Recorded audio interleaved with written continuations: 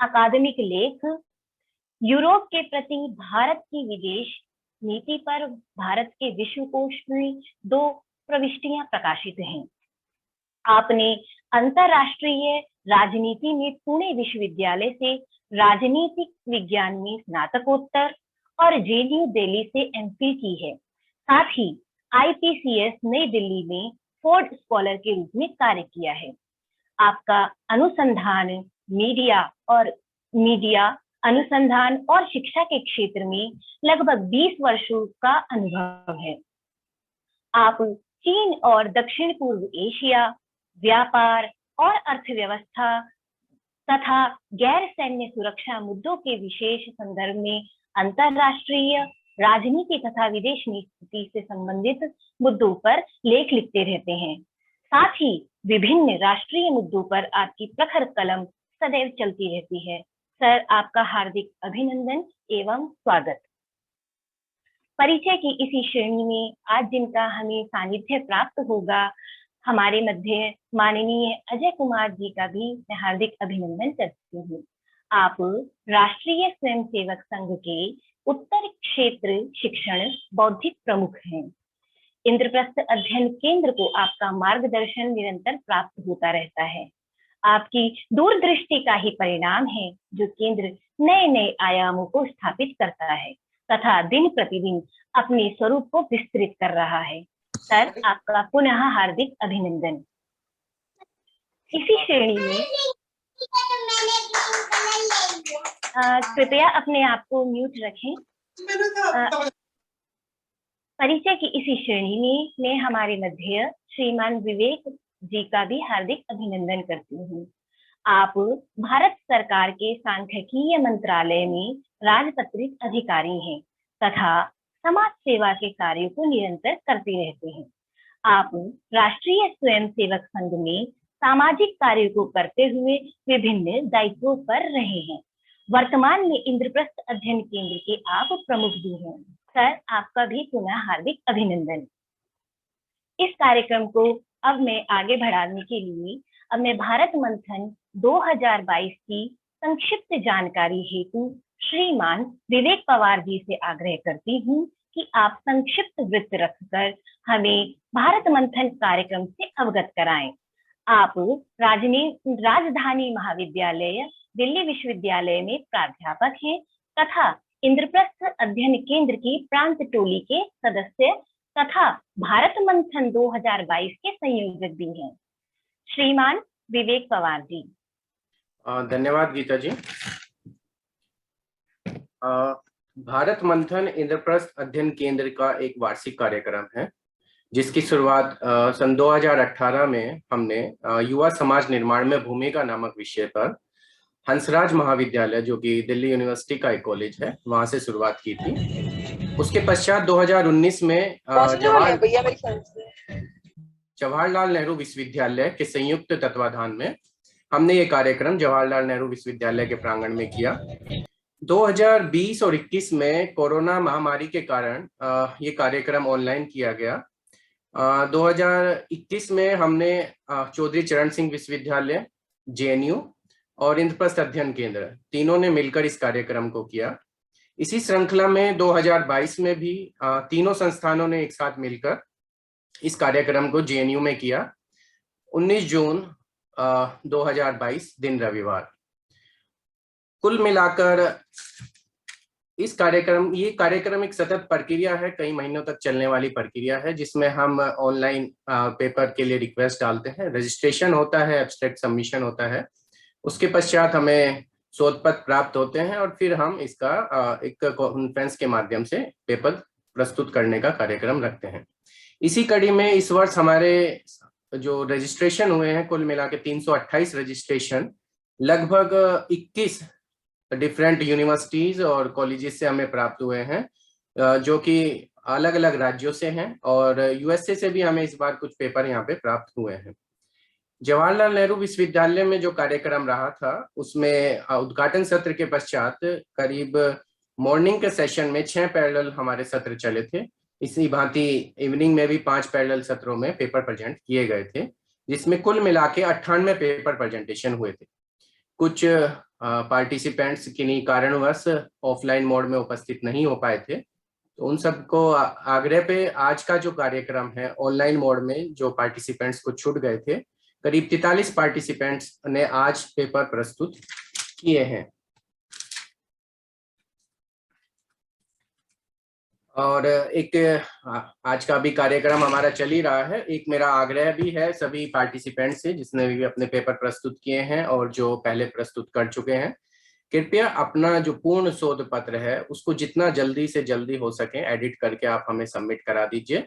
इस वर्ष हम भारत आजादी का अमृत महोत्सव मना रहे हैं, तो हमारी पुस्तक इस बार बहुत ही जल्दी रिलीज होने वाली है, तो मैं एक बार फिर से आग्रह करता हूं कि आप अपना पेपर जल्दी से जल्दी सबमिट करा दें। धन्यवाद। धन्यवाद विवेक जी। अब मैं केंद्र गीत के लिए विशाल योगी जी को आमंत्रित करती हूँ। आप इंद्रप्रस्थ अध्ययन केंद्र के सदस्य हैं, श्रीमान विशाल योगी जी।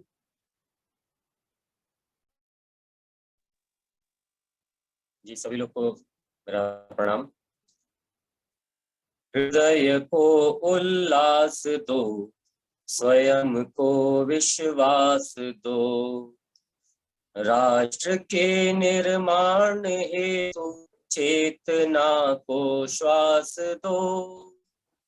हृदय को उल्लास दो, स्वयं को विश्वास दो, एकता का भाव लेकर हम सदा आगे बढ़ें, राष्ट्र के प्रति हो समर्पित राह नित नूतन गढ़ें, हो सफल जीवन में हम और स्वप्न सब साकार हो, शुद्ध हो बुद्धि हम में शक्ति का संचार हो,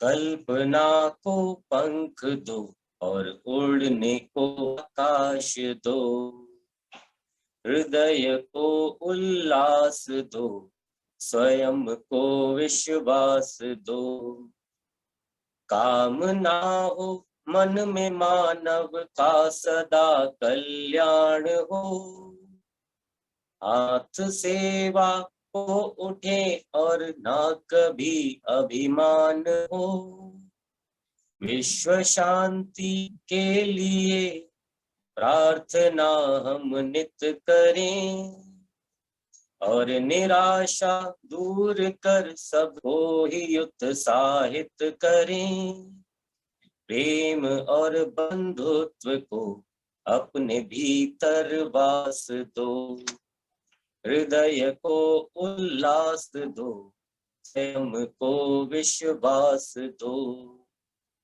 ज्ञान की ज्योति जले सद्गुण हमारे नित बढ़े, साधने को लक्ष्य पर्वत मुश्किलों के बीच चढ़े, शक्तिशाली हम बनाए राष्ट्र को संकल्प लें, संकल्प लें, संकल्प लें, आज यह संकल्प लें, मन जो विचलित हो कभी तो अपने मन को आस दो, हृदय को उल्लास दो, स्वयं को विश्वास दो, राष्ट्र के निर्माण हेतु चेतना को दो, राष्ट्र के निर्माण हेतु चेतना को श्वास दो,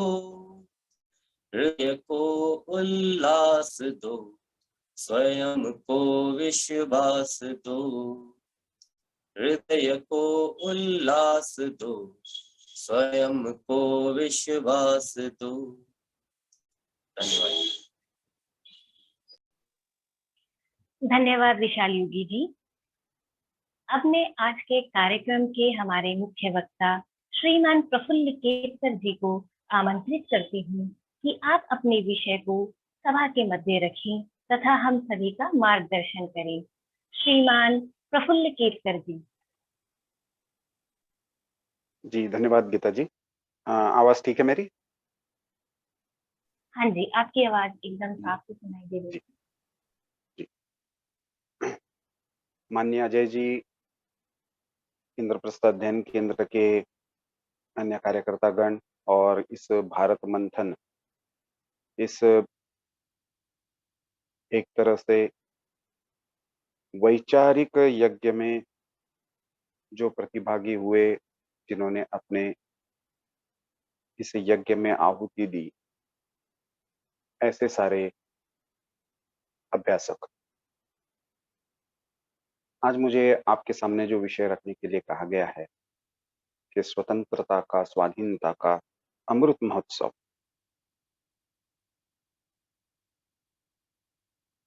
हम बहुत बार ये चर्चा करते हैं कि भारत की सभ्यता बहुत पुरानी है, 5,000 वर्षों का तो लिखित संदर्भ मिलता है। अभी राखी गढ़ी का संदर्भ ले ले तो वो 8,000 से 8,500 वर्षों की कम से कम जीवित सनातन परंपरा के रूप में उसके संदर्भ मिल रहे हैं। ऐसे में इस सभ्यता के कालखंड में 75 वर्ष तो बहुत ही छोटा कालखंड है, और इसलिए मन में ये प्रश्न आता है कि इस 75 वर्ष का एक महोत्सव क्यों मनाना? ऐसा क्या महत्व है इस 75 वर्ष का? तो 15 अगस्त 1947 को जो कुछ हुआ, वो मानवीय जीवन के इतिहास की कोई छोटी मोटी घटना नहीं थी। हम सारे वैचारिक क्षेत्र में काम करने वाले लोग हैं। जितना आवश्यक सामाजिक क्षेत्र में है, जमीन पर है, आर्थिक क्षेत्र में है, उद्योग में है, कृषि में है, मैं मानता हूं उतना ही महत्वपूर्ण काम आज के जगत में वैचारिक क्षेत्र में है।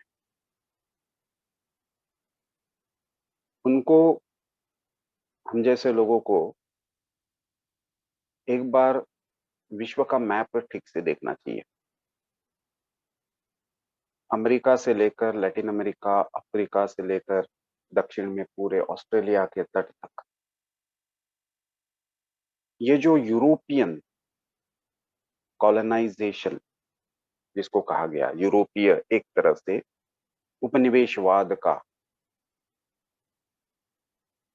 एक दुष्चक्र चला, वो कब कब पहुंचा और उसकी परिणति क्या हुई, इसका यदि हम ठीक से अध्ययन करते हैं तो हमको ध्यान में आएगा कि कोलंबस के पहुंचने के मात्र 200-250 वर्षों में अमेरिका की सभ्यता पूरी तरह से समाप्त हो गई और अमेरिका एक तरह से यूरोप का एक्सटेंशन बन गया। आज वहां की जो इंडिजिनस पॉपुलेशन जिसको कहते हैं, वहां के भाषा में उनको रेड इंडियंस कहा जाता था, उनका अस्तित्व केवल म्यूजियम में रह गया। स्पेनिश और फ्रेंच जब लैटिन अमेरिका में पहुंचे, अफ्रीका में पहुंचे, ऑस्ट्रेलिया में पहुंचे, जहां जहां पहुंचे, वहां वहां पे हम देखते हैं कि मात्र 20 से 25 वर्ष से लेकर 150-200 वर्ष तक के कालखंड में वहां की स्थानिक सभ्यता का पूर्ण विनाश हुआ। मैं 1498 से पहले की बात नहीं करूंगा अभी, क्योंकि वो भी अपना एक संघर्ष है। उससे पहले भी हम लगभग 600-650 वर्ष इस्लामिक आक्रांताओं से लड़ रहे थे। लेकिन 1498 में जो हुआ, वास्को द गामा का आगमन भारत के कालिकत दक्षिण के केरल के तट पर एक छोटा सा राज्य वहां पे हुआ, वहां से लेकर 1947 तक इस कालखंड में भारत ने एक लंबा संघर्ष किया। यह संघर्ष किसी एक राजनीतिक दल का नहीं था, किसी एक राजा का नहीं था, किसी एक समुदाय का नहीं था, किसी एक विषय को लेकर नहीं था। वो सर्वव्यापक, सर्वरूप, सर्वव्याप्त ऐसा संघर्ष था।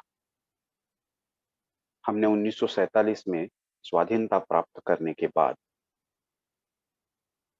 उस स्वाधीनता का तो उत्सव बार बार मनाया, लेकिन उस स्वाधीनता के आंदोलन के पीछे की सोच, उसके पीछे का विचार, उसके पीछे की प्रेरणा, उसके बारे में बहुत बार हमने अनदेखी की।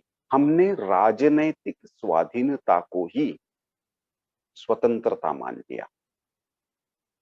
जानबूझकर मैं शब्दों का प्रयोग कर रहा हूं, ठीक से सुन लीजिए। We considered political independence as the complete independence. स्वाधीन होना यानी जो विदेशी सत्ता पर आसीन थे उनको बदलकर भारतीय आ गए, लेकिन स्वतंत्र होना यानी अपने सारे वैचारिक जगत, अपनी सारी व्यवस्थाएं, वो सारी भी स्वतंत्र होना। वो तंत्र जो है वो पूरी तरह से स्व के आधार पर होना, उस स्व के पीछे की सोच को पुनर्स्थापित करना। और इस अर्थ में मैं मानता हूं कि ये स्वतंत्रता का, स्वाधीनता का जो हम अमृत महोत्सव मना रहे हैं, उसका वैचारिक आंदोलन के नाते एक बहुत बड़ी भूमिका है। जैसे आप में से हम सब लिखने पढ़ने वाले लोग हैं, मैं आपको पूछूं कि वास्को द गामा आया तो था, वास्को द गामा किसके दरबार में आया था? तो मुझे विश्वास है, मैं किसी के अध्ययन का अपमान नहीं कर रहा हूं, क्योंकि 2 वर्ष पूर्व तक मेरी भी यही स्थिति थी। लेकिन मुझे विश्वास है कि वो किसके दरबार में आए थे, इसका आप लोग एक तो सही नाम नहीं बता पाओगे, और बताया भी तो वो नाम आप झामोरिन बताओगे। कालिकत का राजा जिसको झामोरिन कहा गया, पुर्तगीजों ने झामोरिन कहा, उसका मूल जो वहां की डायनेस्टी थी उसका नाम था माणिक वर्मन डायनेस्टी। माणिक वर्मन 2 उसके दरबार में ही आया। इनकी विशेषता ये थी कि इस कालिकत राज्य की समुद्र पर बहुत पकड़ थी। समुद्र में होने वाला पूरा का पूरा व्यापार, वहां के नियम कानून, इसके संबंध में जो राज चलता था वो माणिक वर्मन का चलता था। और इस कारण से जो वहां के दक्षिण के बाकी राजा थे उन्होंने, और चीनी और अरब व्यापारी, इन दोनों ने उनको एक पदवी दी थी, एक किताब दिया था जिसको कहा गया सामुद्री, और इसलिए सम्मान पूर्वक माणिक वर्मन डायनेस्टी के राजा को कहा जाता था सामुद्री राजा। पोर्तुगीजों को वो सामुद्री कहना नहीं आता था, उसका उन्होंने कर दिया झामोरिन। मजे की बात यह है कि वास्को द गामा अपनी एक डायरी लिखता है, फर्स्ट वॉयज नाम से उसकी, पोर्चुगीज भाषा में डायरी है, और उसका अब अंग्रेजी में भाषांतर भी उपलब्ध है। इंदिरा गांधी जो IGNC है, नेशनल सेंटर फॉर आर्ट्स, उसके पास उसकी एक कॉपी भी उपलब्ध है। उसमें वास्को द गामा लिखता है कि मैं एक क्रिश्चियन राजा की खोज में आया था, और उसको उसने झामोरिन तो लिखा ही है, उसके सिवा और एक नाम उसका लिखा है, उसका नाम लिखा है किंग प्रेस्टन। वहां पे किसी को जानकारी किसी के द्वारा उसको मिली थी। 1494 में एक ट्रीटी हुई थी। हमारी सामान्य मानसिकता यह है कि यूरोपीय जो है वो व्यापार के लिए आए थे, व्यापार करते करते उनको ध्यान में आया कि हम तो बहुत पिछड़े हुए हैं, इनकी कोई राजनीतिक व्यवस्थाएं नहीं है, और इसलिए ऐसे लोगों को जो है वो हमको सुसंस्कृत करना चाहिए, और इस कारण से कुछ व्यवस्थाएं बनी और उन व्यवस्थाओं के कारण अंग्रेजों का भारत में राज आया। हम विभाजित थे, आपस में लड़ रहे थे, जाते जाते फिर एक बार वो विभाजन करके गए, नहीं तो उससे पहले हम थे कहाँ। और इस कारण से एक मान्यता बन गई कि अंग्रेजों ने भारत को बनाया।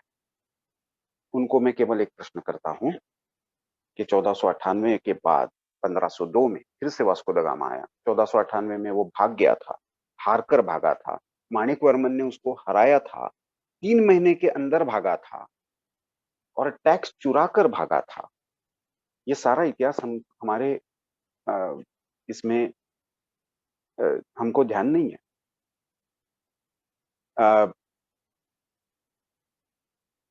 हमको भुला दिया गया है।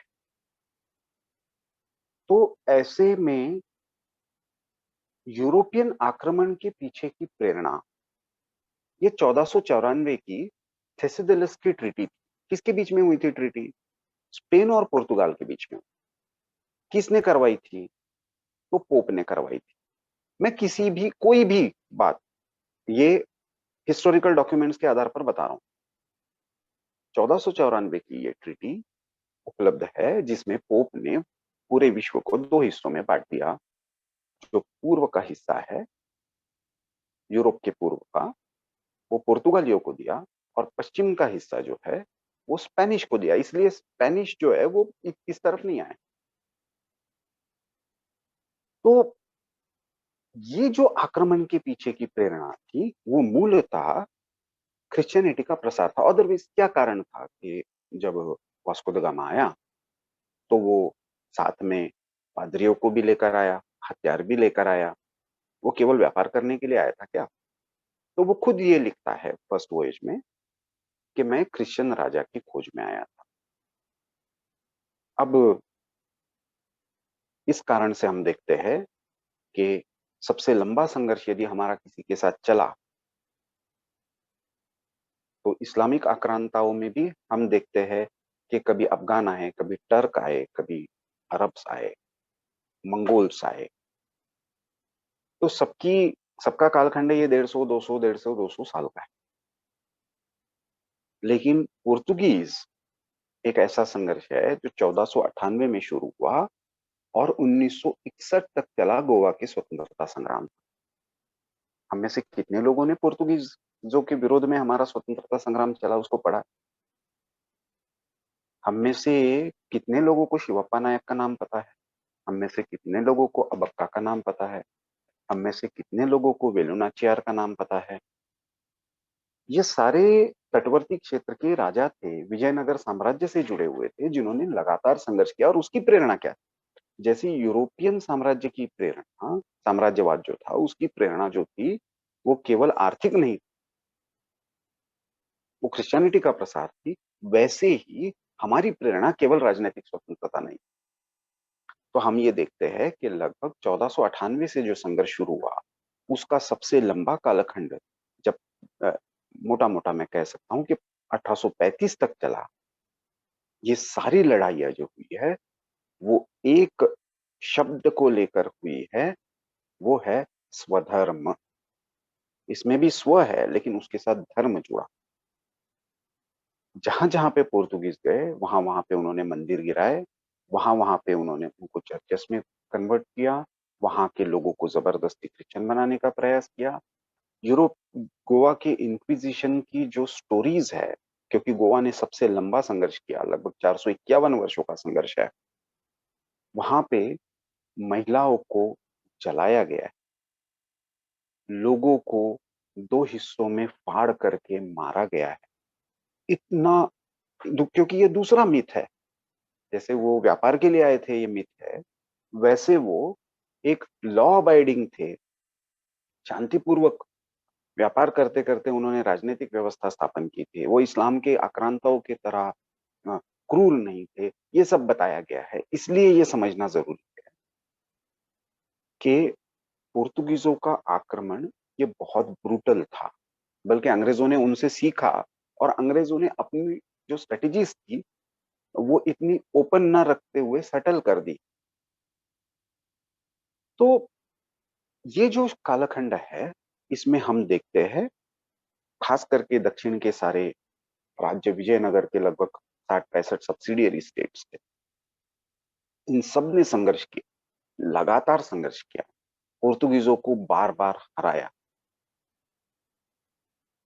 और गोवा तक उनको सीमित कर दिया। कुछ समय वो वसई में थे, कुछ समय मुंबई में थे, लेकिन अंततः गोवा में सिमट गए। ये सारी की सारी लड़ाइयां जो हुई वो मंदिर बचाने के लिए हुई है, अपने स्व की, अपनी परंपराओं को, अपनी संस्कृति को, अपने धर्म को बचाने के लिए हुई। तो इसलिए मैं इस कालखंड को कहता हूं स्वधर्म की लड़ाई। इसके बाद जो आए थे वो डच आए थे, उनके बारे में भी हम नहीं जानते। वो चंद्रनगर तक पहुंचे थे, बंगाल में, पौंडीचेरी में भी आए थे, लेकिन उनको भी हराने वाला एक महत्वपूर्ण राजा था। 1841 में एक लड़ाई हुई थी कोलाचल की, बहुत महत्वपूर्ण युद्ध है ये सारे इतिहास का, जिसको हमें कभी पढ़ा ही नहीं गया। इसको कोलाचल वॉर कहते हैं, डच हिस्टोरियंस ने खुद लिख कर रखा है। ये युद्ध जो लड़ा था, ये राजा मार्तंड वर्मा के नेतृत्व में, कुची का राजा था, महापराक्रमी। और इसने डच उस समय पोर्तुगीजों के बाद, क्योंकि पोर्तुगीज का जैसे ये प्रभाव कम होता गया, तो दूसरी जो फोर्स बनी पूर्व, विश्व के पूर्व हिस्से में आने के लिए, वो डच। ब्रिटिश और फ्रेंच तो बहुत बाद में आया, 1860 के आसपास। तो ये डचों का जो आक्रमण था, डच एक पावरफुल मैरिटाइम फोर्स जाने जाते थे, समुद्री एक तरह से महासत्ता। तो उस महासत्ता को जमीन पर और समुद्र में एक साथ हराने वाला राजा था राजा मार्तंड वर्मा। आजकल हम भाषिक, प्रादेशिक इसमें फंस गए, इसलिए उसको केरल का लायन ऑफ केरला भी कहा जाता है, केरल का सिंह भी कहा, शेर भी कहा जाता है। लेकिन उस समय मार्तंड वर्मा केरल के लिए नहीं लड़ा, वो विदेशी आक्रांताओं के विरुद्ध लड़ा, वो भारत की रक्षा के लिए लड़ा। तो ये जो लड़ाई है कोलाचल, ये बड़ी महत्वपूर्ण है, क्योंकि इसने एक तरह से हम कह सकते हैं फ्रेंच और ब्रिटिश के लिए भारत में आगमन का रास्ता खोल दिया। डचों का जो पूरे के पूरे इंडियन ओशन रीजन में, जिसको हिंद महासागर कहते हैं, उस रीजन में जो प्रभाव था, उसको पूरी तरह से इस एक युद्ध ने समाप्त कर दिया। किस भ्रम में हम रहे कि हमने कभी भी यूरोपियन महासत्ताओं को हराया नहीं। मतलब 1498 में जो वास्को द गामा 3 महीने के अंदर भाग जाता है अंधेरे में, रात की बारिश में, माणिक वर्मन से हार कर, और वहां से लेकर 1841 में मार्तंड वर्मा पूरी की पूरी डच आर्मी और नेवी को हराता है कोलाचल के युद्ध में। और हम ये मानते हैं कि हमने यूरोपियन महासत्ताओं से हम हार गए। 1850 के बाद फ्रेंच और ब्रिटिश आगमन हुआ। 1861 में उनको पहली बार मुंबई में एक स्थान मिला, पोर्तुगीजों के द्वारा मिला ब्रिटिशों को। पहली उन्होंने जो अपनी कॉलोनी बसाई वो मुंबई थी। वहां से लेकर 1761, वहां से लेकर हम यदि देखते हैं तो 1835 तक अंग्रेज लोग एक समझ गए कि भारत के लोगों को धार्मिक आधार पर गुलाम बनाना ये बहुत मुश्किल काम। ये अपने मूल्यों के, अपने जीवन पद्धति के, अपने निष्ठाओं के, अपने ईश्वर से जुड़ी हुई संकल्पनाओं के बड़े पक्के हैं, और इसलिए इनके आस्थाओं को छेड़े बिना इनको हमारा गुलाम बनाना पड़ेगा। और इस कारण से उन्होंने 1798 से लेकर लगातार डिस्ट्रिक्ट बाय डिस्ट्रिक्ट, 1793 में ईस्ट इंडिया कंपनी को, और एक मिथ को मैं बर्स्ट कर रहा हूं एक एक, इसलिए मैं बता रहा हूं, आप इसके बारे में सोचिए। कहीं पे भी मुझे लगता है मैं गलत बता रहा हूं तो उसको काउंटर कीजिए, मैं अंत में 10-15 मिनट रखूंगा, और कुछ मिलता है उसके बारे में तो मुझे बाद में जानकारी भी दीजिए कि और एक मिथ जो गढ़ा गया कि भारत ब्रिटिश आने से पहले भारत नहीं था। कोई मुझे समझदार व्यक्ति ये बता दे, यदि भारत भारत नहीं था तो भारत में आने वाली कंपनियों का नाम Portuguese east India company, French east India company, waste India तो वो उसको मानते थे जो आज वेस्ट इंडीज है, तो वो ईस्ट इंडिया किसको कह रहे थे? यदि इंडिया था ही नहीं, ब्रिटिशों ने इंडिया बनाया, तो उनको तो ब्रिटिश बंगाल कंपनी स्थापन करनी चाहिए थी, ब्रिटिश कैलिकट कंपनी स्थापन करनी चाहिए थी। जब हम अलग अलग इसमें बटे हुए थे तो उन्होंने इंडिया नाम की कंपनी क्यों स्थापन की? इस पर कोई वैचारिक क्षेत्र में मुझे कोई बता दे तो मैं मान जाऊंगा कि भारत ने यूरोपियन महासत्ता आने से पहले भारत भारत नहीं था। उन्होंने भी भारत को इंडिया कहा, यहां से आने से पहले ही जो कंपनियां बनी उनका भी नाम ईस्ट इंडिया कंपनी था, चाहे वो पोर्तुगीजों की हो, चाहे वो फ्रेंच हो, चाहे वो ब्रिटिश हो। तो ये तीसरा मिथ भी बस्ट होता है। लेकिन ब्रिटिशों को ये जो ध्यान में आया, उसके कारण उन्होंने भारत का एक अध्ययन शुरू किया, जिसकी परिणति हुई 1835 के उनके भारत की शिक्षा नीति के संदर्भ में जो उन्होंने डॉक्यूमेंटेशन किया। उनको ये ध्यान में आया कि भारत को यदि गुलाम बनाना है तो यहाँ की शिक्षा व्यवस्था को तोड़ना होगा।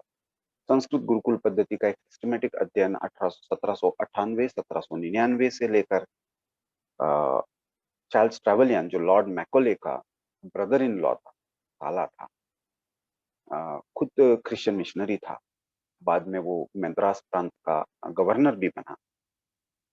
इसने सबसे सिस्टमेटिक अध्ययन किया। आचार्य धर्मपाल जी की जो पुस्तक है ब्यूटीफुल ट्री, इसमें इसका एक विस्तृत वर्णन है इस सारे अध्ययन का, और जिसमें उसने ये पाया कि 1 लाख लोगों के पीछे एक गुरुकुल है, समाज से इसका संचालन होता है, राजा से बहुत कम सहायता लेते हैं, जहाँ पे आवश्यकता पड़ती है वहां पे ही राजा मदद करता है। लेकिन ये गुरुकुल जो है ये किसी ना किसी मंदिर मठ से जुड़े हुए हैं, वहां के आने वाले पैसे से ये गुरुकुल चलते हैं। यहाँ के मंदिर जो है ये यहाँ के स्वास्थ्य केंद्र है, शिक्षा केंद्र है, यहाँ के समाज को जोड़ने वाले केंद्र है। तो उन्होंने जो रणनीति बनाई, इसके 2-3 प्रमुख हिस्से किए। एक इसका पक्ष था शैक्षिक, एक था इसका कानूनी। शैक्षिक पक्ष में उन्होंने मैकोले की शिक्षा नीति तो आई, लेकिन उससे महत्वपूर्ण चार्ल्स ट्रेवलियन की बुक आई 1838 की, जिस पुस्तक का नाम है English education in India, Bharat में अंग्रेजी शिक्षा, क्यों अंग्रेजी शिक्षा होनी चाहिए, किस तरीके से होनी चाहिए। लेकिन एक आदेश हुआ, और एक आदेश ने क्या किया आप इमेजिन कीजिए। मान लीजिए आज कोई एक आदेश निकाल देता है और कहता है कि कल से जो है भारत में सारे राजकाज की भाषा, व्यवहार की भाषा जो है वो चीनी होगी, चाइनीज लैंग्वेज में होगा। तो क्या होगा? तो अगले दिन भारत के सारे नागरिक जो है वो अशिक्षित कहलाएंगे, निरक्षर कहलाएंगे। वही भारत में हुआ।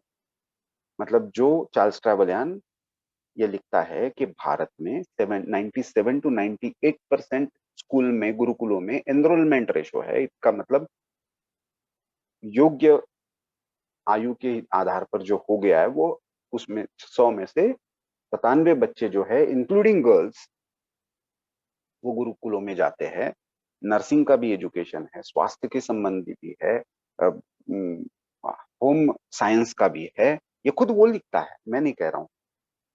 तो ये ब्रिटिश रिकॉर्ड्स कहते हैं वो सारे लोग एक झटके में अशिक्षित हो गए, क्योंकि सारा कामकाज जो है वो अंग्रेजी में होने लगा।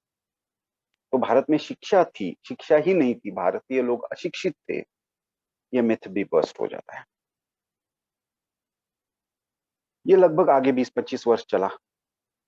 ट्रैवल यान की मान्यता ये थी कि शिक्षा के क्षेत्र में हम 10-20 हजार लोग ऐसे मैट्रिकुलेशन तक खड़े कर देते हैं तो यही हमको विदेशी हमारा जो शासन है वो चलाने के लिए योग्य व्यक्ति हो जाएंगे। लेकिन 1850 आते आते उसको ध्यान में आता है कि ये नहीं हो पा रहा है, इसलिए वो ब्रिटिश पार्लियामेंट को एक निवेदन करता है कि हमको उच्च शिक्षा में इन्वेस्टमेंट करनी चाहिए। तो ब्रिटिश पार्लियामेंट उसको बुला लेती है वहां पे 1853 में। 1853 के सिलेक्ट कमेटी के सामने चार्ल्स ट्रेवलियन के स्टेटमेंट्स है, उसके मिनट्स आप यदि पढ़ेंगे तो वो कहता है कि यस आई हैड कमिटेड कि ऐसे शालेय शिक्षा जो है वो यदि अंग्रेजी में हो जाती है तो भारतीय लोग जो है वो अपनी ब्रिटिश सोच स्वीकार कर लेंगे, ब्रिटिश मूल्यों को स्वीकार कर लेंगे, ब्रिटिश जो उपासना पद्धति है धीरे धीरे, क्योंकि चार्ल्स ट्रेवलियन जेन्युइनली ये बिलीव करता था, प्रामाणिक व्यक्ति था, बहुत प्रामाणिक। मतलब ब्रिटिश गवर्नर्स में ऐसा कोई भी एक भी गवर्नर नहीं रहा है जिसने भारत की लूट ना की हो और वापस जाने के बाद उस पर करप्शन का मुकदमा ना चला। बेंटिंग से लेकर डलहौसी तक ऐसा कोई भी ईस्ट इंडिया कंपनी का गवर्नर जनरल नहीं रहा जिसने अपनी व्यक्तिगत करोड़ों अरबों की संपत्ति ना जमा की हो और उस पर ब्रिटेन में जाने के बाद मुकदमा ना चला हो करप्शन का। वेल्सली तो आत्महत्या कर लेता है, इतनी केसेस चलती है उस पर और इतना फाइन लगता है करप्शन के केसेस। अगेन ये ब्रिटिश रिकॉर्डेड है। सौभाग्य की बात यह है कि मैं अभी एक समिति है जिसके आधार पर प्रसार भारती में इसके सारे बहुत सारे कार्यक्रम बन रहे हैं और उसका मैं एक सदस्य हूँ, उस नाते मुझे ये सारे डॉक्यूमेंट्स अध्ययन करने का मौका मिला। तो इसलिए पिछले 2-3 वर्षों में मेरी भी बहुत सारी कंसेप्ट थी, क्योंकि अंततः मैं भी तो इसी शिक्षा पद्धति से आया हूँ, जेएनयू में पढ़ा हूँ। तो ये जो हुआ उसमें चार्ल्स ट्रेवलियन कहता है कि this is a very strange society, बड़े विचित्र लोग हैं, आते हैं हमारे स्कूलों में, आते हैं जो पढ़ाते हैं वो पढ़ते हैं, जो गवाते हैं वो गाते हैं, तब हमारी बात वो पढ़ लेते हैं, लेकिन जैसे ही घर वापस जाते हैं, बस्ता बाहर टांगते हैं, अपना यूनिफॉर्म वहीं पे लटकाते हैं, बाहर ही नहाते हैं और एक बार घर के चौखट के अंदर चले जाते हैं तो इनके दादा दादी माता पिता पता नहीं क्या करते हैं, हमने स्कूल में जो भी करा है ना उस पर पानी फिर जाता है और इसको बदलना है तो हमको उच्च शिक्षा में इन्वेस्टमेंट करना पड़ेगा। कुछ लोग ऐसे खड़े करने पड़ेंगे जो इनको बताएंगे कि भाई साहब आपके माता पिता आपके दादा दादी जो बता रहे आपको ये गलत है, ये पिछड़ापन है, ऐसे लोगों की फौज खड़ी करनी है तो हमको उच्च शिक्षा में इन्वेस्टमेंट करना। इसके लिए उसने एक प्रयास ऑलरेडी शुरू कर दिया था यूरोप में, एशियाटिक सोसाइटी के नाम से, जिसमें मैक्स म्यूलर ने संस्कृत ग्रंथों का भाषांतर किया। 10,000 पाउंड की उस समय फेलोशिप मैक्स म्यूलर को मिली। उसी के आधार पर 1856 में भारत में मद्रास, कलकत्ता और मुंबई, बॉम्बे, ये 3 यूनिवर्सिटीज बनी 1856 में। और इन्होंने एक तरह से नींव रखी भारत के वैचारिक गुलामी, इंटेलेक्चुअल कॉलोनाइजेशन ऑफ इंडिया। इसका फिर आगे उनको सबसे ज्यादा रेजिस्टेंस जो झेलना पड़ा वो जनजाति क्षेत्र में झेलना पड़ा। कभी भी ब्रिटिश गुलाम नहीं बना पाए। आप बिरसा मुंडा से लेकर बिल्कुल आप 1912-13 में राजस्थान में आते हैं तो भीलों का जो हुआ था वहां तक आप देख लीजिए, सबसे ज्यादा वायलेंट रेजिस्टेंस यदि ब्रिटिशों को कहीं झेलना पड़ा तो वो जनजाति क्षेत्र में। उसके लिए भी उन्होंने एक हथकंडा अपनाया। उन्होंने क्या किया, तो कानूनी आधार पर इनको फॉरेस्ट एक्ट के नाम पर पूरे समाज से अलग कर दिया। उससे पहले वो थे, उनका एक व्यवस्था थी, एक संस्कृति थी, लेकिन वो भारत की मूल व्यवस्था से कटे हुए नहीं थे। वन में रहने वाले वनवासी, ग्राम में रहने वाले ग्रामवासी और नगरों में रहने वाले नगरवासी। अच्छा, मजे की बात और एक मिथ, क्योंकि मैं मिथ इसके आधार पर ही सारा ये इतिहास देखना चाहता हूं, तो हमको समझ में आएगा कि 75 वर्ष का सेलिब्रेशन करना यानी क्या करना।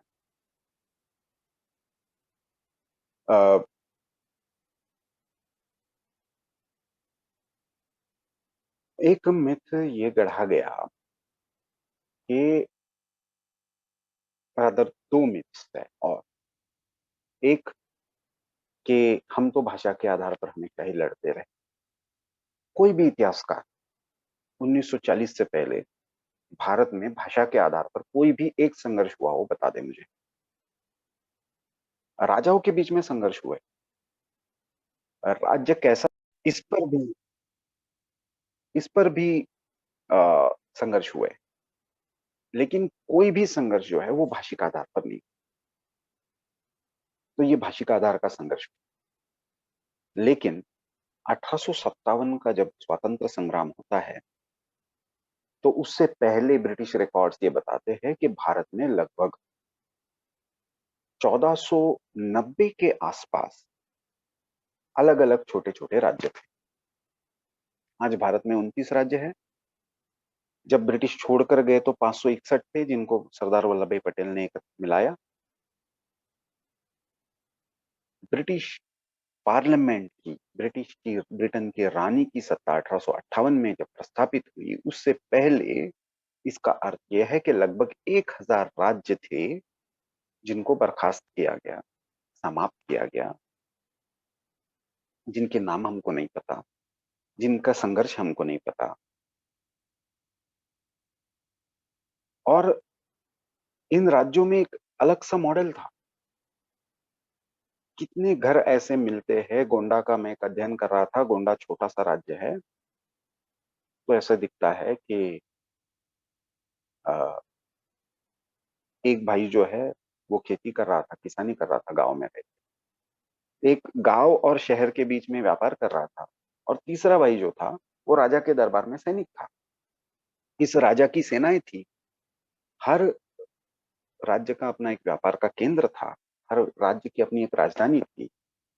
यदि ये सब था तो भारत गांवों का केवल देश था, ऐसा किसने कहा फिर? ये 1870 1880 के बाद अचानक भारत केवल गांवों में क्यों बसने लगता है? क्योंकि नगर उद्ध्वस्त हो गए। नगरों के जो व्यापारी केंद्र थे वो उद्ध्वस्त हो गए। उसके जिम्मेदार कौन था? एक तरफ ब्रिटिश थे, और ब्रिटिशों द्वारा शिक्षित, खास करके हम देखते हैं पूर्व के बहुत सारे हिस्से में, आप उड़ीसा से लेकर पूर्वोत्तर तक कहीं पे भी चले जाइए, सबसे ज्यादा गुस्सा जो है ना वो बंगालियों के विरोध में। वो बंगाली भाषिकों का विरोध नहीं है, हम उसको समझ नहीं पाते। उस समय के जो भी शिक्षित अधिकारी वहां पे आए, ब्रिटिशों द्वारा भेजे गए, वो बंगाली भाषिक थे। और इसलिए ये ड्यूअल कॉलोनाइजेशन का एक कॉन्शियसनेस उन प्रांतों में आ गया कि अरे बंगालियों ने हम पर ये, वो बंगालियों के खिलाफ गुस्सा नहीं था, ब्रिटिशों के द्वारा भेजे गए है ये लोग है, और ये ब्रिटिशों के दरबार में नौकरी करके हम हमारा शोषण कर रहे हैं, इसका वो गुस्सा था। हम इस इतिहास को यदि इस ढंग से सही से पहन समझे तो हमारे भाषिक संघर्ष भी खत्म हो जाएंगे। स्वतंत्रता के बाद जितने भाषिक संघर्ष हुए हैं उसके 1% भी स्वतंत्रता से पूर्व नहीं है, क्योंकि हमने भाषाओं को हमारी आइडेंटिटी माना नहीं। ये यूरोपियन कंसेप्ट थी, भाषा और उपासना पद्धति को अपनी पहचान मानना, religion and language as the identity, ये यूरोपियन कंसेप्ट है। फ्रांस इसी पर बना, जर्मनी इसी पर बना, रोमन साम्राज्य का विभाजन इसी पर हुआ। ये तो भारतीय संकल्पना थी नहीं। संस्कृत तमिल ये मूल भाषाएं है, उनसे निकली हुई सारी बोली भाषाएं है। जब शंकराचार्य जब निकले और कालिकत से निकलकर शारदा पीठ तक पहुंचे, जो आज पाक व्याप्त कश्मीर में है, कौन सी भाषा में उन्होंने संवाद किया था? क्या अंग्रेजी संवाद की भाषा थी? कौन सी लिंक लैंग्वेज थी? तो उनके रिकॉर्ड से बताते हैं कि वो संस्कृत, गुरुकुलों की पढ़ाने की विद्वत जनों की भाषा ये संस्कृत थी। बाकी सामान्य कामकाज जो है वो स्थानिक भाषाओं में चलता था। शिवाजी महाराज का जो राज्य था पुणे से शुरू होता था, तंजावुर तक जाता था। मराठी बोली जाती थी, प्राकृत बोली जाती थी, कन्नड़ बोली जाती थी, तेलुगु बोली जाती थी, तमिल बोली जाती थी, मलयालम बोली जाती थी, और ऐसी और अनगिनत भाषाएं जो स्थानिक स्तर पर उनके अलग अलग वेरिएशंस होंगे, जो बोली भाषाएं थी। ये तो मैं आज की जो ज्ञात है वो बोल रहा हूँ। तुलु जैसी भाषा है। शिवाजी महाराज के कामकाज की भाषा जो थी, लिपि जो थी, स्क्रिप्ट, वो प्राकृत थी, सॉरी मोडी थी, और भाषा जो थी वो प्राकृत थी। उनके सारे जो आज्ञा पत्र है वो प्राकृतनिष्ठ मराठी में। उन्होंने क्या व्यवस्था की थी, जहां जहां पे जो स्थानिक भाषा है उसमें वो आज्ञा पत्र उस स्थानिक भाषा में भाषांतरित करके पढ़ के सुनाने वाला कोई ना कोई एक व्यक्ति नियुक्त किया था। तो सरकार के कामकाज की भाषा जो है वो स्थानिक व्यक्ति को समझ में आए, ये महत्वपूर्ण विषय है। भाषा लिंक कौन सी हो ये महत्वपूर्ण विषय है नहीं, लेकिन हम गुलामी की भाषा स्वीकार कर दी, स्वतंत्रता। बहुत सारे मिथ्स वैसे ही सस्टेन करते रहे। 1908 में पहली बार लोकमान्य तिलक स्वराज संकल्पना का ये करते हैं। तो हम ये देखते हैं, क्योंकि आज समय कम है इसलिए मैं विषय पूरा अनफोल्ड करके नहीं रख पाऊंगा। कभी समय मिलेगा तो मैं ज्यादा समय लेकर आऊंगा, क्योंकि 12:30 के बाद मेरी और एक आगे बैठक लगी हुई है। हमको समझना यह है कि भारत का स्वतंत्रता संग्राम ये सर्वव्यापक था, सर्वंकष था। आज जो हम शिक्षा में पढ़ रहे हैं वो बहुत सारे मिथ्स है। 1498 से लेकर 1835 तक था वो स्वधर्म का संघर्ष था। क्योंकि इसमें शिक्षा जुड़ गई तो इसलिए इसके बाद के सारे जो आंदोलन चले वो शिक्षा को लेकर चले, स्वदेशी शिक्षा को लेकर चले। फिर आर्थिक नीति आई और इसलिए स्वदेशी के आंदोलन शुरू हुए। 1840-50 के बाद हम उसमें स्वदेशी जुड़ गई। और सबसे अंत में जो हम देखते हैं कि 1905-6 के बाद इसमें स्वराज जुड़ गया। तो भारत का स्वतंत्रता संग्राम ये स्वधर्म, स्वदेशी, स्वभाषा और स्वराज, इन चारों का अनफोल्डमेंट का आंदोलन था। जैसे जैसे विदेशी आक्रांताओं की नीतियां बदलती गई, हमारे संघर्ष का स्वरूप बदलता गया। स्वराज तो हमको मिल गया, पहले तीनों का क्या हुआ ये प्रश्न अभी भी बाकी है। अमृत महोत्सव मनाना यानी हमने 75 वर्ष में क्या किया, क्या खोया, क्या पाया, इसका आकलन तो है ही, लेकिन स्वतंत्रता आंदोलन के पीछे जो स्व की प्रेरणा थी, उस स्व की प्रेरणा को हम क्या पुनः प्रस्तापित कर पाए हैं? स्वराज तो हमने प्राप्त कर लिया, क्या स्वधर्म, स्वदेशी, स्वभाषा, स्वतंत्र की जो प्रेरणा उसको हम सही अर्थ में सही दिशा में ले जा पाए हैं? और नहीं उसमें से कुछ छूट गया है या आज उसको युगानुकूल करना है तो क्या क्या हो सकता है, और आने वाले 25 वर्षों में गति से हम उस दिशा में कैसे आगे बढ़ सकते हैं, इसके चिंतन करने का ये अमृत काल है। उस अर्थ में यदि हम इसको देखें तो सही अर्थ में हम अमृत महोत्सव का एक महोत्सव के रूप में मनाना सार्थक होगा। एक वैचारिक आंदोलन का ये स्वतंत्रता संग्राम है, ऐसे मानकर यदि हम इस अमृत महोत्सव को मनाएं तो मैं कहता हूं कि सही अर्थ में ये भारत मंथन होगा, भारत की स्व के जागरण का एक नया वैचारिक आंदोलन होगा। समय कम है, आगे 5-7 मिनट आप लोगों को भी कुछ पूछने के लिए मिले, इसलिए मैं अभी यहीं पे रुकता हूँ। कभी संभव हुआ तो इस विषय के लिए आगे फिर से चर्चा कर सकते हैं। इंद्रप्रस्थ अध्ययन केंद्र ने इस भारत मंथन के मंच पर मुझे आमंत्रित किया। बहुत बहुत धन्यवाद। धन्यवाद महोदय, आपने अत्यंत स्पष्ट और प्रखर भाषा में अपने विषय को रखा। आपका उद्बोधन हम सभी के लिए प्रेरणाप्रद है। साथ ही आपकी जो स्वधर्म विषयक वैश्विक दृष्टि है वह हम सबके लिए शोध परक नई दिशा प्रदान करती है।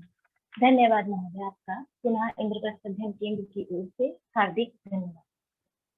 अब मैं सानिध्य के लिए माननीय अजय कुमार जी को आमंत्रित करती हूँ जी महोदय, आप आए और अपने उद्बोधन से हम सभी को प्रेरित करें। श्रीमान अजय कुमार जी।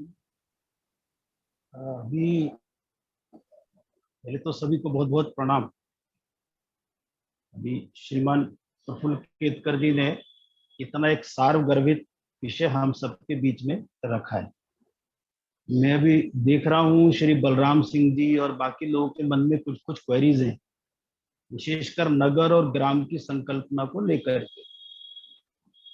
तो अभी श्रीमान प्रफुल्ल जी ने भी उसको पढ़ लिया होगा जी तो मुझे लग रहा है कि एक बार वो जरा इसका समाधान कर दें।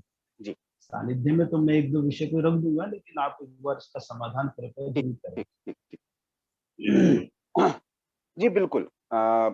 ये बिल्कुल सही है कि अर्बनाइजेशन और शहर ये पाश्चात्य संकल्पनाएं हैं और इसी को संस्कृति मानना ये गलत है, ये मैं भी मानता हूं। लेकिन और गांव का एक अपना स्वयंपूर्ण मॉडल था जिसका एक ठीक से अध्ययन होना आवश्यक है, ये भी मैं मानता हूं। लेकिन ये जो मान्यता थी कि भारत केवल गांव में रहता है, आपने महाभारत का उदाहरण दिया, आपने रामायण का उदाहरण दिया, मैं उसके बाद के ब्रिटिश कालखंड के भी, उससे पहले के भी उदाहरण दे रहा हूं। तो मेरा केवल प्रश्न ये है कि 1500 यदि राज्य थे, उनकी राजधानियां थी, उतने नगर थे, उसको शहर नहीं कहा गया, उसको नगर कहा गया। हमारे यहाँ पे नगरवासी, ग्रामवासी और वनवासी ये परस्परावलंबी व्यवस्थाएं थी, परस्पर विरोधी नहीं थी। आज क्या हो गया है, शहरों का विकास होगा तो गांव उजड़ जाएंगे, शहर और गांव का विकास होगा तो जंगल उजड़ जाएंगे। ये मानसिकता नहीं थी, ये परस्पर पूरकता किस कारण से आई थी, इसका ठीक से अध्ययन नहीं हुआ है, एक। दूसरा, जो कालखंड आप कह रहे हैं, वहां पे भी गांव और नगर की संकल्पनाएं तो थी ही, नहीं तो हस्तिनापुर क्यों बसता, इंद्रप्रस्थ क्यों बसता। इसका अर्थ मैंने ये नहीं कहा कि गांव नहीं थे या गांव की संस्कृति को नहीं मान्यता मिलनी चाहिए। मैं ये कह रहा हूं कि भारत केवल गांव में नहीं बसता था। जैसे ही आप कहते हो गांव में, 1870 के बाद गांव यानी कृषि का केंद्र, और इसका अर्थ यह है कि भारत में किसानी के सिवा कुछ नहीं होता था। भारत में व्यापार के भी केंद्र थे, भारत में संस्कृति के भी केंद्र थे, और उनके साथ 11वीं शताब्दी का एक इंस्क्रिप्शन मिला है उज्जैन के पास। 1100 व्यापारियों का महासंघ है, ऐसा उसमें लिखा है, और उनकी व्यापार के जो एक्सपोर्ट है वो बाली तक हो रहा है। इधर जो वेस्ट एशिया है, गल्फ है आज का, वहां तक उसका एक्सपोर्ट हो रहा है। इसके प्रमाण मिलते हैं। मैं गांव और शहर आज के संदर्भ में, वैचारिक आज के इंटेलेक्चुअल डिस्कोर्स में बताने के लिए मैंने ये जानबूझकर बताया कि ये नगर और शहरों की नगर और शहर में अंतर होना चाहिए। नगर, गांव और वन, इनकी हमारी व्यवस्थाएं थी जो परस्पर पूरक थी, उनका भी अध्ययन होना चाहिए। और भारत केवल गांव में बसता था, यानी भारत केवल कृषि पर निर्भर था, इस मानसिकता को चैलेंज करना चाहिए। इस अर्थ में मैंने उसका केवल उल्लेख किया।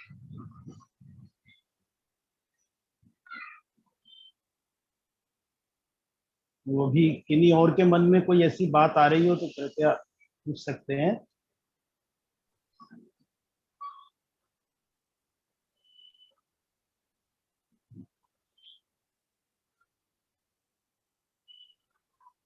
ठीक है, तो सर्वप्रथम श्री प्रफुल्ल केतकर जी को बहुत बहुत साधुवाद। इतने संक्षेप में स्वधर्म, स्वभाषा, स्वदेशी और स्वराज्य, इस केंद्रित जो भारत का एक प्रकार से एक दीर्घकालीन संघर्ष चला,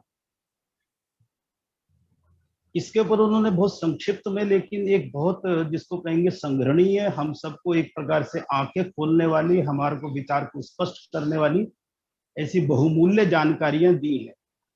और उन्होंने अपने उद्बोधन में 2-3 बार एक संकेत जरूर किया जो हम सबके लिए भी मननीय है और हम चाहेंगे कि एक बार उनका खुला समय लेकर के तो 1.5-2 घंटे का ऐसा केवल इसी विषय का सेशन किया जाए, ताकि और बहुत सारी जानकारियां हमको भी प्राप्त होंगी। शोध के लिए साहित्य भी मिलेगा, समझ के लिए भी साहित्य मिलेगा, और हमको कुछ करना चाहिए उस संकल्प के लिए भी साहित्य मिलेगा, ऐसा मुझे लगता है। वास्तव में जो पहला ही शब्द आया धर्म, तो उसके बारे में अनेक प्रकार की भ्रांतियां हैं, वो इस समय का विषय नहीं, इसीलिए इसमें चर्चा नहीं। अभी 3 दिन बाद ही गुरु पूर्णिमा आने वाली है, तो उसमें एक शब्द पहला गुरु आता है। गुरु का सामान्य शब्द अर्थ करेंगे तो श्रेष्ठ, ऊंचा, ऐसा कहा जाता है। लेकिन गुरु का जो महत्व है वो गुरुत्व है, गुरुत्व यानी ऊंचाई। और अगर सामान्य शब्दों में कहना हो तो वो ऊर्जा केंद्र होता है, वो शक्ति केंद्र होता है। और ये सब प्रकार से जो संचालित करता है, जो केंद्र बिंदु होता है, सब लोग उसकी ओर आकृष्ट होते हैं, इसीलिए गुरुत्वाकर्षण भी कहा जाता है। और ये केवल कुछ ही व्यवस्थाओं का, व्यक्ति का, परिवार का होता है, या किसी ग्रह नक्षत्र मंडल का होता है, ऐसा नहीं, ये सभी के लिए हो। और एक विद्वान का मानना है कि ऐसे ही राष्ट्र और देश, इनके भी गुरुत्व होते हैं, इनके भी कोई ना कोई शक्ति और ऊर्जा केंद्र होते हैं। परम पूज्य डॉक्टर केशव बलीराम हेडगेवार जी, जिनकी हम मानस संतति हैं, ऐसे पूज्य डॉक्टर जी ने हिंदू राष्ट्र, हिंदुत्व, इसको भारत का केंद्रीय बिंदु कहा। उनसे पूर्व स्वामी विवेकानंद जी ने धर्म को भारत का गुरुत्व यानी शक्ति केंद्र, ऊर्जा केंद्र कहा।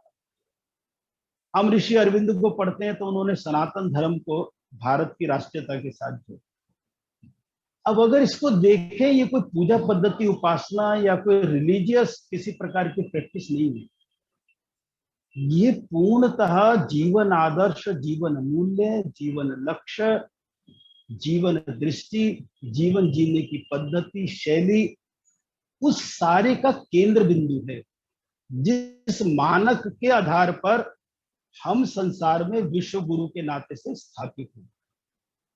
केवल आर्थिक वैभव भारत ने नहीं केवल चाहा, हालांकि भारत के पास सब कुछ था। मैं भी एक स्टडी पढ़ रहा था, लगभग 15वीं-16वीं शताब्दी में, जी प्रफुल्ल जी, 15वीं-16वीं शताब्दी में भारत का जो उन्होंने व्याप बताया, लगभग 15 लाख वर्ग किलोमीटर का भारत का हिस्सा बताया। 50 लाख वर्ग किलोमीटर, 15 लाख, 50 लाख वर्ग किलोमीटर। अब आप समझिए कि ये कुछ छोटा सा था क्या? और ये कोई सांस्कृतिक पृष्ठभूमि का नहीं था, भौगोलिक पृष्ठभूमि भारत की इतनी बड़ी थी, सांस्कृतिक तो पूरा विश्व था। लेकिन उस सब के अंदर इस स्वधर्म की रक्षा के लिए, स्व संस्कृति की रक्षा के लिए सदैव प्रयत्न होता रहा। एक क्षण, एक पल भी, 1 इंच भूमि भी ना देने के संकल्प के साथ चलता रहा। ये वास्तव में अपने आप में अद्वितीय है। मेजी ने जिस समय स्वतंत्रता संग्राम उनके देश में चल रहा था, तो उन्होंने वहां के लोगों को कहा कि आखिर हमको स्वाधीनता प्राप्त क्यों करनी? तो वो प्रश्न करते हैं, क्यों करनी है स्वाधीनता प्राप्त अपने? तो कहते हैं स्वाधीनता की प्राप्ति और उसकी रक्षा करना, ये हमारा प्रथम कर्तव्य है, ये मेजी नहीं कहते। और वो उससे भी आगे उसको आध्यात्म के साथ जोड़ते हैं कि यह ईश्वर की और धर्म की हमारे लिए आज्ञा है। उनका धर्म शायद उनके रिलीजियस प्रैक्टिस के साथ जोड़ा होगा या जो भी कुछ रहा होगा, लेकिन उसका भाषांतर धर्म हुआ, उसका हिंदी भाषांतर उसमें धर्म हुआ। वो कहते हैं स्वतंत्रता प्राप्ति करना ये ईश्वर की और धर्म की हमारे लिए आज्ञा है। और वो कहते हैं इसके लिए अपने अतीत को जानना बहुत जरूरी है, और इसीलिए उसके ऊपर भी वो अपने मन की बात करते हैं। वो कहते हैं कि अपने गौरवशाली अतीत को हम अपने युवाओं को सुनाएंगे। क्यों सुनाना चाहिए अपने युवाओं को, क्यों बताना चाहिए अपने गौरवशाली अतीत को? तो मेजी आगे कहते हैं, जिससे उनकी भुजाएं फड़क उठेंगी, उनके धैर्य, निस्वार्थता, जीवट, परिश्रम व सकारात्मकता के गुणों का उनमें जागरण होगा। और वो एक बहुत महत्वपूर्ण बात कहते हैं कि देश की मुक्ति की आवश्यकता, ये जन साधारण की मुक्ति की आवश्यकता, मुक्ति का संकल्प बनना चाहिए। जन साधारण में वो भाव पैदा होना चाहिए कि ये देश मेरा है और मुझे इसको मुक्त करा। और भारत के संदर्भ में हम देखेंगे तो सब प्रकार के प्रयत्न, समाज का कोई एक वर्ग, बहुत ज्यादा लंबा इतिहास ना पढ़िए, 1905 का जो भारत का स्वतंत्रता संग्राम है, जो बंगाल विभाजन को लेकर के हुआ, जो लगभग 6 वर्ष चला, आप उसको अगर गहराई से पढ़ेंगे तो हमको सहज रूप से ध्यान में आ जाएगा कि वास्तव में भारत के अंदर एक सामान्य चर्मकार, एक सामान्य कुम्हार, घर से बाहर निकल करके पानी भरने वाली वो पनिहारी, दूध बांटने वाला, दूध देने वाला वो ग्वाला, कपड़ा बनाने वाला, चाहे वो मिल में बनाता होगा या अपने घर पर बनाता होगा, वो बुनकर, यानी केवल राजनेता नहीं थे, जन सामान्य का संघर्ष था। दुर्भाग्य है 1911 के बाद जब ये केवल राजनीतिक आंदोलन हुआ, क्योंकि 1905 से 16-11 तक का इतिहास पढ़ेंगे भारत का, उस काल का इतिहास पढ़ेंगे तो बंगाल तक सीमित नहीं था, पूरे देश में हुआ। और उसके अंदर जन साधारण, जिसको मैगजीन ने कहा, वो वास्तव में अभिव्यक्त हुआ। लेकिन दुर्भाग्य से जब ये ठेकेदारी राजनेताओं के हाथ में चली गई, कांग्रेस जैसे संगठनों के हाथ में चली गई, तो ठीक 36 साल बाद भारत स्वतंत्र तो हुआ, लेकिन विभाजित स्वतंत्र। उसके बाद भी पूर्ण स्वतंत्रता के लिए भारत को 14 वर्ष और प्रयत्न करने पड़े, तब दादरा नगर हवेली और गोवा। इसलिए वास्तव में स्वतंत्रता का ये अमृत महोत्सव, ये जन साधारण के अंदर जन चेतना जागृत करने की आवश्यकता को ध्यान में रख करके नियोजित किया गया है, आयोजित किया गया। और मुझे लगता है इस दृष्टि से हम सबके सार्थक प्रयत्न हुए ही हैं। जिन सब प्रतिभागियों ने इसके अंदर हिस्सेदारी की, उन सबको मेरी तरफ से बहुत बहुत शुभाकांक्षाएं, शुभकामनाएं, बधाइयां। बहुत अच्छे ढंग से कुछ स्थानों पर मेरा भी 3-4 कमरों में मेरा भी जाना हुआ, 3 कमरों में मैंने भी बहुत अच्छे से सुना, सबको बहुत अच्छा लोगों ने रखा। बस मेरा केवल इतना कहना है कि हमारे यहाँ जानना और मानना पर्याप्त नहीं है, वास्तव में संकल्प लेकर के चलना। हमारे यहाँ एक श्लोक में कहा गया है कि सतयुग में और बाकी युगों में क्या होता है, तो उसको कहते हैं कृतम संपद्यते चरण। कृत युग की विशेषता होती है कि लोग, सतयुग की विशेषता होती है कि लोग स्वतः अपने चरण, अपने दायित्व को समझ के चलना शुरू कर देते हैं। अपना समाज इस प्रकार का बने, ऐसी आकांक्षा हम सबकी है, ऐसा स्वप्न हमारे सबका है। ये उसकी एक फलश्रुति हो सकती है। आज स्वतंत्रता स्वाधीनता के अमृत महोत्सव की इतना ही विषय रख के मैं इस समय पूरा करता हूँ। धन्यवाद महोदय, आपके वचन सदैव नवीन उत्साह एवं प्रेरक होते हैं, साथ ही हमारा निरंतर मार्गदर्शन करते हैं। अब कुछ अन्य महत्वपूर्ण सूचनाएं एवं जानकारी के निमित्त मैं मूलचंद्र जी को आमंत्रित करती हूँ। आप केंद्रीय विश्वविद्यालय हिमाचल प्रदेश में शोधार्थी हैं तथा इंद्रप्रस्थ अध्ययन केंद्र के प्रांत टोली की सह बैठक प्रमुख हैं, श्रीमान मूलचंद्र जी। धन्यवाद गीता जी। सूचनाओं में सर्वप्रथम आज के जो प्रतिभागी जिन्होंने प्रपत्र प्रस्तुत किया है, उनके प्रमाण पत्र यानी सर्टिफिकेट से संबंधित है। आपके सभी के पूर्ण आलेख हमारे जीमेल पर, हमारे मेल आईडी पर आ जाएंगे, ऐसी अपेक्षा है। उसके बाद अगर जो सक्षम है, जो केंद्र में आ सकते हैं, जो उनको सहजता है, तो केंद्र में आकर के वो ले सकते हैं पूर्व सूचना के साथ। दूसरा, अगर वो नहीं आ सकते हैं तो अपना पूर्ण आलेख भेज करके जो आपके समन्वयक हैं उनको अपना पूरा एड्रेस, पूरा पता पिन कोड के साथ, ताकि हम उसको पोस्ट कर सकें, कुरियर से भेज सकें। उसमें अपना नाम बिल्कुल ठीक लिखा हो, ताकि सर्टिफिकेट पर दोबारा से नाम ठीक करने की रिक्वेस्ट हमको ना करनी पड़े। अपना विषय, जो विषय आपने रखा है, प्रस्तुत किया है, उस विषय को भी ठीक से लिखें तो अच्छा रहेगा। तीसरा, पता और दूरभाष, हाँ, उस पर मोबाइल नंबर भी हो पते के साथ।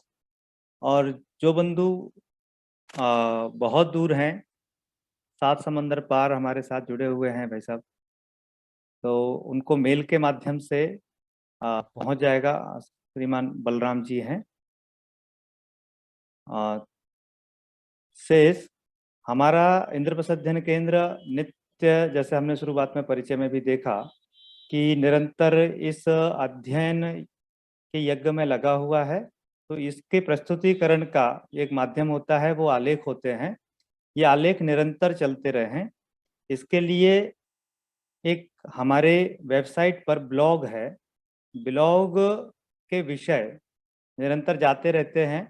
तो आप अपने भारतीयता से केंद्रित विषय पर आप अपने आलेखों को, हमारे ब्लॉग की ईमेल आईडी है वो मिल जाएगी, नहीं तो समन्वयक से भी संपर्क कर सकते हैं, हमारे जो संपर्क में उनसे भी कर सकते हैं।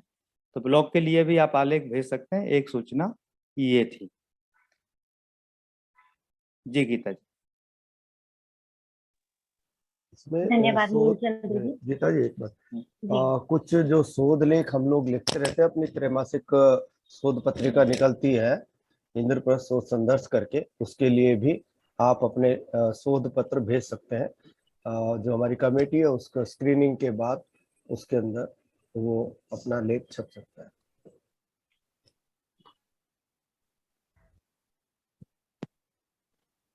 जी, कार्यक्रम को अब हम आगे बढ़ाते हैं और धन्यवाद ज्ञापन हेतु अपने आज के हमारे बीच उपस्थित श्रीमान ललित पराशर जी को निवेदन करती हूँ कि आप धन्यवाद ज्ञापन करें। आप केंद्र के वरिष्ठ कार्यकर्ता तथा आप समूह इकाई का भी कार्य देखते हैं। श्रीमान ललित पराशर जी।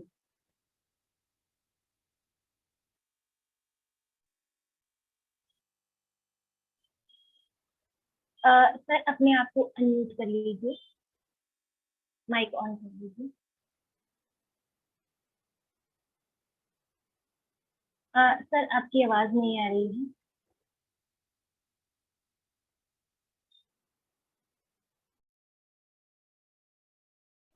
ललित जी, अपने आप को अनम्यूट कीजिए। अच्छा, वो मनीष जी, अनम्यूट के लिए एक्सेस दीजिए उनको।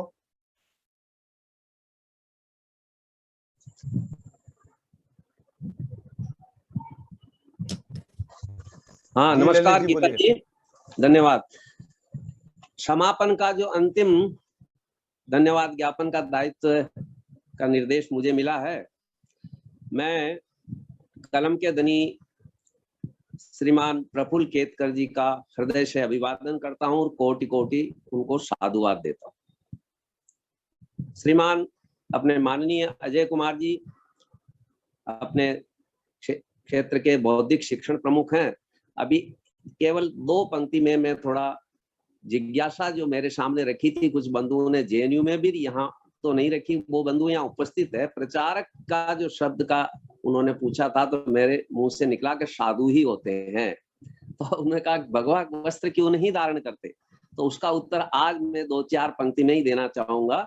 पूजनीय डॉक्टर साहब की जो कल्पना थी वो तो बात पढ़ते ही रहते हैं, लेकिन वचन अपने मुखार बिंद से जिनके माध्यम से मैंने सुना है, जिनके मुखार बिंद से पूजनीय गुरुजी, बाला साहब, रज्जू भैया ने, उसको मैं सम्मिलित करते हुए बात कर रहा हूँ। तो समाज का संगठन करते हैं, समाज में संगठन अलग ग्रुप नहीं खड़ा करते। तो समाज में समरस रह के हमारे प्रचारक वैसी ही वेशभूषा, वैसे ही अलग थलग न दिखाई दे, आइसोलेट न रहे, इसके लिए सामान्य वस्त्र धारण करते हैं। और इसीलिए कि भाई समाज में भिन्न भिन्न वर्गों में समाज की मनोवृत्ति जब बदलती है, जब वो वेशभूषा देखता है कि ये भगवा वस्त्रधारी है, तो उसका मानस बदल जाता है, उसकी सोचने की जो स्थिति है वो भिन्न हो जाती है, वो समाज से आइसोलेट समझता है, अलग थलग समझता है। तो समाज में रह के हमारे जो प्रचारक बंधु हैं वो किसी भी साधु से कम नहीं है, तपस्वी हैं। और मेरा जो आज उपस्थित है उनमें से 3 जिन्होंने जिज्ञासा वृत्ति रखी थी, तो आज मुझे उत्तर देना था, तो इसीलिए समाज में रहते हुए, समरस रहते हुए, उन्हीं की तरह वेशभूषा, उन्हें उन्हीं के परिवारों के साथ, उन्हीं लोगों के साथ रहते हुए हमारे प्रचारक जितने भी हैं वो संघ का कार्य करते हैं। ये तो श्रीमान अजय कुमार जी भाई साहब का भी बहुत धन्यवाद, साधुवाद। सानिध्य के लिए जिनका हमें मार्गदर्शन समय प्राप्त हुआ, डॉक्टर मालती जी, डॉक्टर राकेश पांडे और भगवान स्वरूप जी शुक्ला, इन सबका भी कोटि कोटि धन्यवाद। निर्णायक मंडल में 8 बंधु जो उपस्थित थे, जिन्होंने जजेस जो रहे हैं, professor R N. Dubey, Surendra ji Daka, professor Rajeev ji, Anurag Mishra ji, professor Satish ji, professor Rajendra Pandey, professor Sunil Kashyap, professor Nityanand ji, इन बंधुओं का भी विशेष धन्यवाद। हमारे साथ इनका मार्गदर्शन कहिए या इनका सहयोग कहिए हमेशा मिलता ही रहता है, केंद्र के ही बंधु हैं अधिकांश। फिर अपने इसी कड़ी में बोस्टन से, अमेरिका से जो डॉक्टर बलराम सिंह जी ने अपनी उपस्थिति दर्ज कराई। मैंने पहली बार जब 8 महीने पूर्व इनसे बात की तो सरलता से इन्होंने तुरंत कह दिया था कि हाँ मैं पेपर प्रेजेंट करूंगा, शोध पत्र। और वो अभी रात्रि है वहाँ, लेकिन इन्होंने 3 बजे मुझे जगा दिया था तो आज इनका हृदय से धन्यवाद, बहुत साधुवाद, बहुत अच्छा। इन्होंने कुछ बिंदु भी उठाए हैं, फिर कभी भाई साहब श्री अपने माननीय अजय जी उनका व्यक्तिगत रूप से निराकरण भी करेंगे। तो इसके अलावा अपने श्रीमान विकास शर्मा जी, डॉक्टर विकास शर्मा जो प्रयाग विश्वविद्यालय से सीधे जुड़े हुए हैं, उनका भी साधुवाद। हमारे ही बंधु हैं, हमारे साथी हैं, लेकिन अब चूंकि बाहर हैं इसलिए धन्यवाद करना मेरा कर्तव्य बनता है। श्रीमान मूलचंद जी, बहन गीता रानी, सफल संचालन के लिए उनका भी धन्यवाद। श्रीमान मनीष जी, मनोज जी, आईटी की पूरी टोली जो टेक्निकल काम देख रही थी, उनको साधुवाद, धन्यवाद, सबका अभिनंदन।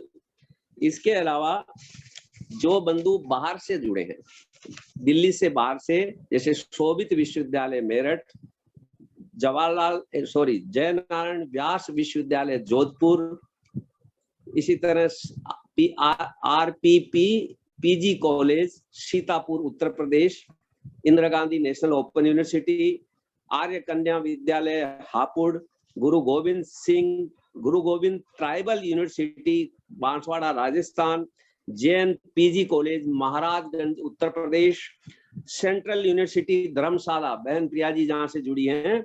इस तरह भिन्न भिन्न जगह से जो मेरे से कुछ छूट भी गए तो क्षमा प्रार्थी हूँ। इन सभी पार्टिसिपेंट जिन्होंने पेपर प्रस्तुत किया या जो अन्य श्रोता के रूप में उपस्थित है, अपना अमूल्य समय दिया, उन सबको दिल से धन्यवाद, मन से धन्यवाद और साधुवाद।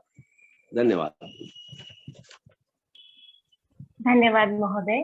कार्यक्रम अपनी समाप्ति पर है। हम सभी कल्याण मंत्र के पश्चात एग्जिट हो सकते हैं, तो आइए मिलकर हम सभी कल्याण मंत्र करते हैं। कल्याण मंत्र के निमित्त हम सभी सीधे बैठेंगे। ओम सर्वे भवन्तु सुखिनः, सर्वे सन्तु निरामयाः, सर्वे भद्राणि पश्यन्तु, मा कश्चित् दुःखभाग् भवेत्। ओम शांति शांति शांति। आप सभी को सादर नमस्कार, सभी का हार्दिक धन्यवाद। आप सबको प्रणाम।